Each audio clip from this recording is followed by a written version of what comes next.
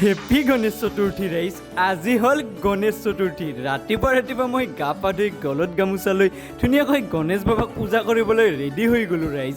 আৰু এইপিনে গণেশ বাবাৰ কাৰণে ধুনীয়াকৈ গণেশ বাবাৰ প্ৰিয় ফুল ৰাতিপুৱা মই ধুনীয়াকৈ গা পা ধুই ছিঙি ল'লোঁ। মানে গণেশ চতুৰ্থী হৈছে ভাৰতবৰ্ষৰ অন্যতম এক জনপ্ৰিয় উৎসৱ। মানে প্ৰতি বছৰে ভাদ মাহৰ শুক্লপক্ষৰ চতুৰ্থী তাৰিখে এই উৎসৱটো পালন কৰা হয়। আৰু এইফালে ময়ো ধুনীয়াকৈ প্ৰথমে গণেশ বাবাক স্নান কৰি ল'লোঁ আৰু স্নান কৰি লোৱাৰ পিছত তেওঁক ধুনীয়াকৈ আসনত স্থাপন কৰি ল'লোঁ। লগতে তেওঁৰ লগত দিলোঁ ঋদ্ধি সিদ্ধি।